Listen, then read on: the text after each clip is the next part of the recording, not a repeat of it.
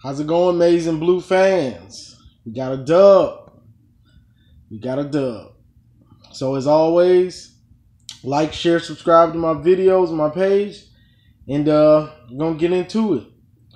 So we had Michigan versus Purdue at Purdue today.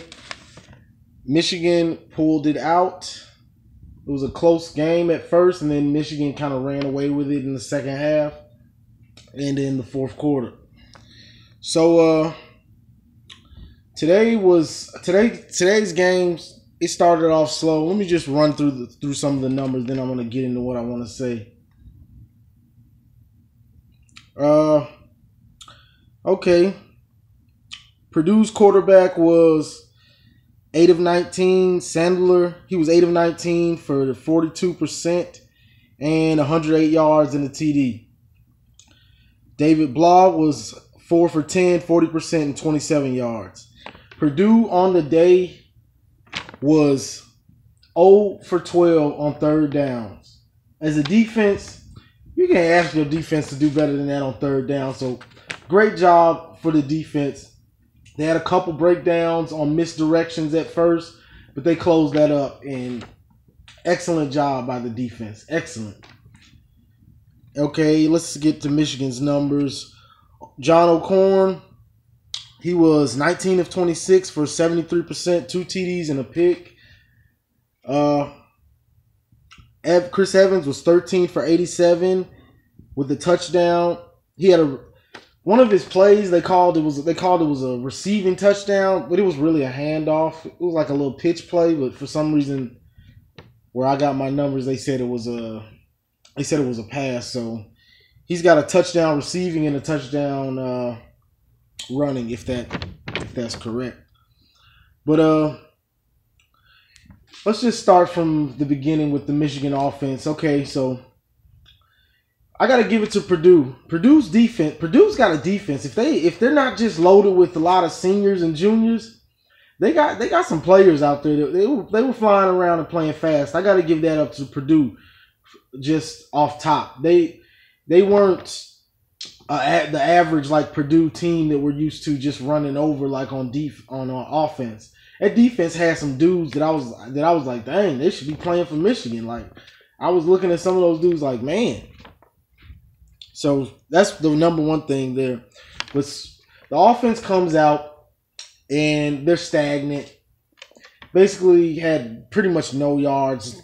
Was getting nothing done. The first couple series, I think it was the third series, Wilton Spate gets sacked, gets sacked by one player and is pulled down, and the other guy crunches him from the back and comes over his head, and he basically gets taken out. Nobody really knows what the injury was, but the way it looked is probably his neck or something like that. But the way he was all balled up, you really don't know what it was. But John O'Korn comes in, so most of us got what we wanted. We didn't want to get it that way. We didn't want Spate to get hurt, but we wanted to see what these other dudes can do. Because one thing about just any sport,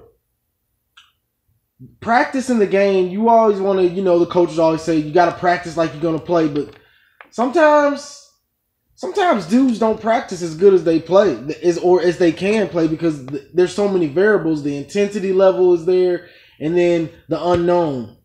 Just especially with a quarterback when it comes to football, because the quarterback doesn't get touched. So if he even seems like he's going to get sacked in practice, he's down. The play is dead. So John O'Korn comes in and he leads a drive. He leads a touchdown drive right off the bat. So shout out to O'Korn for being ready to step in, because we were stagnant. Purdue comes down and they score right off the bat.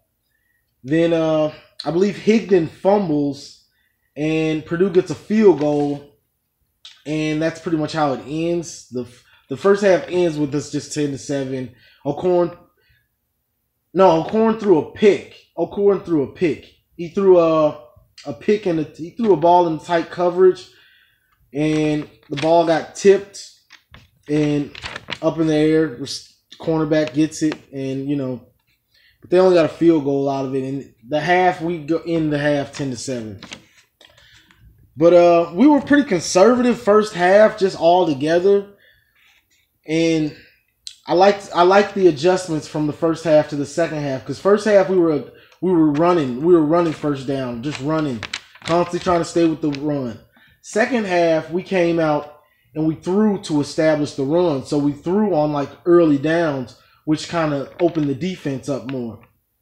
And what I really liked, and I've been saying this, is get out of those sets, those 2 wide receiver sets, even 3 wide receivers.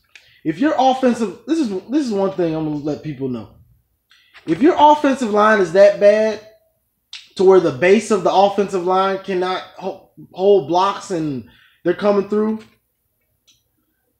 go to 5 wide. Spread the defense out, because the defense has to make a choice at that point. They have to either commit to just blitzing like they're going to do, or they're going to have to set back and get in some zones and man up. Either way, one, your quarterback is going to be able to see what's coming and where it's coming from a lot easier in 5 wide, because the defense is going to have to spread out, or they're going to have to stay there. You're not going to be able to blitz from way out there. It's going to be a lot easier for the quarterback to see it coming. And also, it spreads that defense out. It spreads that defense out so the quarterback can see what he's dealing with. And if they're in a man, or if they're in a zone, if they're in a man, you got 5 wide receivers out there. Somebody is going to come open. All you have to do is run some crossing routes. It's that simple. You run a couple crossing routes or a couple slants on one side, somebody is going to be wide open, or at least get in front of their man and be open. Like, it's that simple. If you have any offense that if you're not a option run team like Air Force and the academies and those teams, if you don't have 5 wide in your sets, you're playing around. You got to have 5 wide. Like, you have to have those sets. It's just too much of a mismatch. And if you run 5 wide and run a couple quick slants, somebody's going to be open. And it's that easy, because all you have to do is cross the body and the quarterback puts it on you. Okay, that's my 5 wide rant, because I love the 5 wide sets. I love it. But O'Korn, shout out to John O'Korn, because everybody wants Peters and they look over O'Korn, and I say give players a shot, because you don't know what they're going to do until they get in the game. And O'Korn showed heart and leadership. And that's what we're missing this year. Like, we don't have the dudes like Smith and Jake Butt, dudes that are just, they've been there so long, they know their job, they do their job. We don't have those guys, Chesson. Like, we don't have all those seniors that really don't have to talk. They're just going to do their job. O'Korn is a 5th-year senior, and he showed heart today. Man, that boy showed heart. That's what I'm talking about. Heart and just confidence, no fear. He went out there and he made plays. When the offensive line broke down, looked like he was going to get sacked, he's staying up, creating extra time with his legs, keeping his head down the field, and made some big conversions. Just big. And you can't ask for more from a guy. He came in and he wanted to make sure that Jim Harbaugh knew that he deserved to be the starting quarterback for the next game. And one more play he made we were up, I want to say we were up 14 or 10.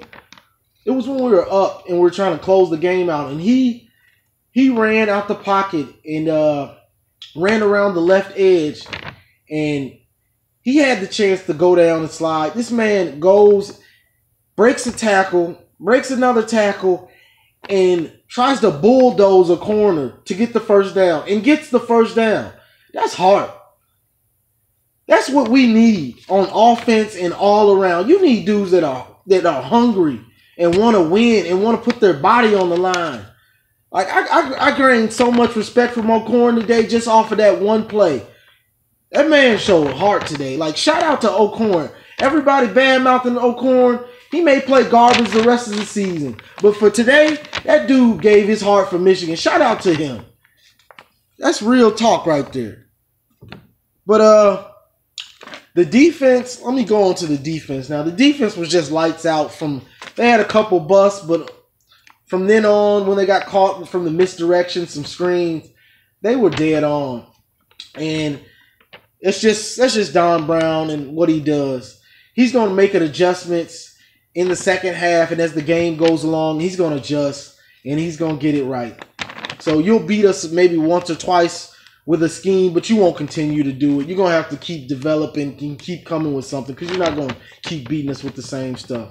The only thing I would say that I would like to see is him throw in some more zones because we're going to need some zones later in the season, I believe. We're going to need some zones to stop not just so much chasing and just sit back and watch the quarterback and just let our pass rush get to him. But it's hard to complain about the defense. I can't complain about the defense, what they did. No third down conversions, 0 for 12. That's just balling. So, but one more thing I want to say about the offense. Let's see.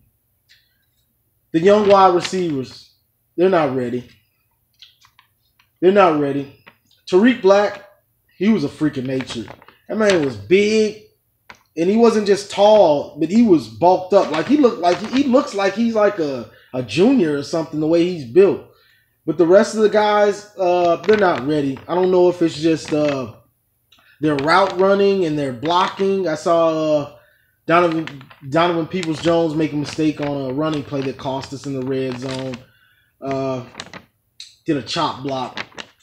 But they're not ready. And it shows because Harbaugh would rather put our tight ends on the field than put these guys in the game like that. But, I mean, he knows what he has and he does what he has to do. So I can't knock Harbaugh for that. But it's just showing me that they're not really ready. We don't really have a stable number 2 receiver. Grant Perry, he's not an outside receiver. He's a slot receiver.